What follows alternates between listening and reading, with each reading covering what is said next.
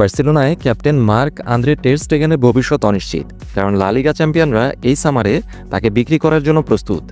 Espanyol থেকে জোয়ান গার্সিয়ার আসন্ন আগমন ৩৩ বছর বয়সী এই খেলোয়াড়কে দলের ৩ নম্বর গোলকিপার পজিশনে নামিয়ে দেবে।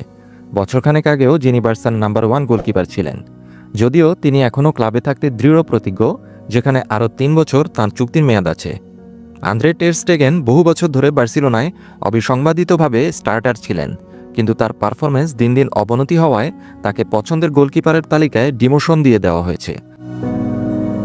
তবে সংবাদ মাধ্যম স্পোর্ট জানিয়েছে এটি একমাত্র কারণ নয়। প্রতিবেদনে বলা হয়েছে যে সাম্প্রতিক সপ্তাহগুলোতে বার্সেলোনা ব্যক্তিগতভাবে টের স্টেগেনের উপর খুশি নয়, কারণ চ্যাম্পিয়ন্স লিগে ইন্টার মিলানের বিপক্ষে সেমিফাইনাল খেলার আগে তাকে ক্লাবের চ্যাম্পিয়ন্স লিগ দলে ইনক্লুড করা হবে না বলায় তার প্রতিক্রিয়ায় বার্সেলোনা খুশি হতে পারেনি। আন্দ্রে টের স্টেগেন বার্সার coach Hansi Flick, sporting director Deco এবং অন্যান্য সদস্যদের জানিয়েছিলেন যে তিনি চ্যাম্পিয়ন্স লিগের সেমিফাইনালের জন্য শুরুর লাইন আপে ফিরে আসতে প্রস্তুত, এবং তিনি পাবলিকলিও এটা স্পষ্ট করে দিয়েছিলেন। এবং যখন জানানো হয়েছিল যে ওজসি সেজেসনি তার জায়গায় দলে থাকবেন, তখন জার্মান এই ইন্টারন্যাশনাল প্লেয়ার মোটেও ভালো প্রতিক্রিয়া দেখাননি। এমনকি তিনি ইটালির মিলান না যাওয়ার হুমকিও দিয়েছিলেন, যেটা বার্সেলোনা ম্যানেজমেন্ট ভালোভাবে নিতে পারেনি।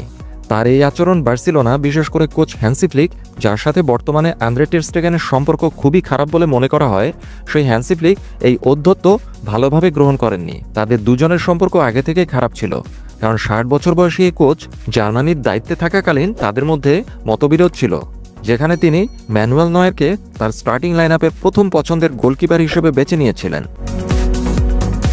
আন্দ্রে টের স্টেগেন আর বার্সেলোনার হয়ে খেলবেন না, এটাই এখন পর্যন্ত বাস্তবতা।